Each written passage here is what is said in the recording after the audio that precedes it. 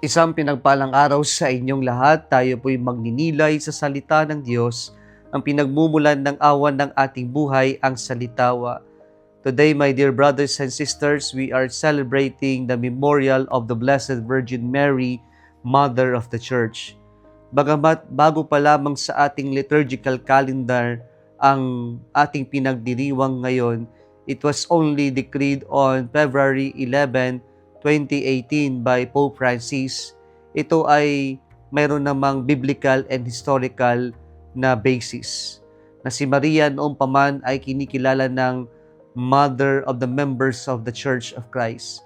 Kaya po si Maria ay simula pa lamang ay naging ina na ng simbahan sapagkat si Jesus ang head ng simbahan at si Maria ay ina ng head, kaya si Maria ay ina rin ng lahat ng mga sumusunod sa ating Panginoong Hesukristo, ang membro, ang pamilya ng ating Panginoong Hesukristo.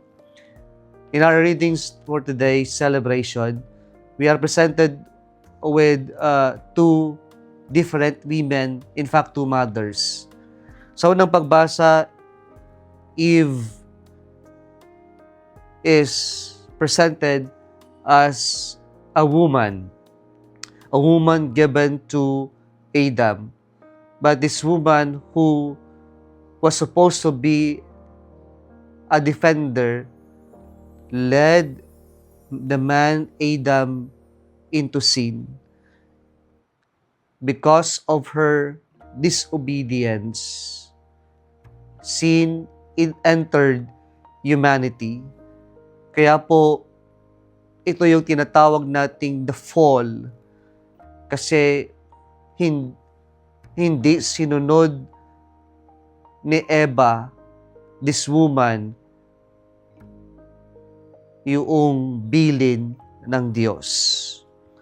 Sa ating Ebanghelyo ngayon, we are brought back to the crucifixion scene kung saan doon sa foot of the cross, sabi ng ating Panginoong Hesukristo, "Woman, behold your son." Then he said to the disciple, "Behold your mother." Jesus called his mother woman. This is not a way of disrespecting his mother, but in his language, this is a polite form of showing respect to someone. And then calling her woman would actually bring us back to our first reading today. Because of the disobedience of a woman, sin entered humanity. But through the obedience of this woman, salvation began. And so when Jesus called her mother woman, "Behold your son," she was not just actually entrusting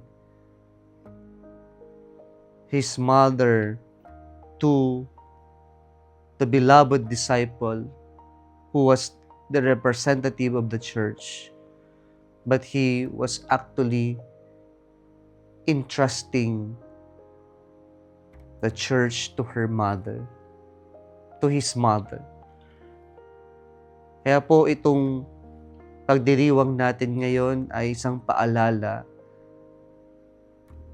na ang simbahan ay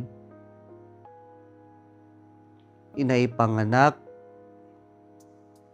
sa pag-aalay ng dugo ng Panginoon at doon sa foot of the cross where Jesus shed His blood. At kung saan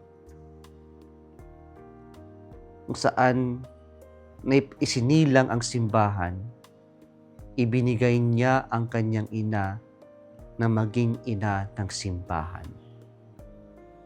Ito po ang paalala sa atin ng pagdiriwang natin pagkaraan ng Pentecost, pagkatapos ng Pentecost, na ang simbahan natin ay may isang ina na patuloy na gumagabay sa ating lahat.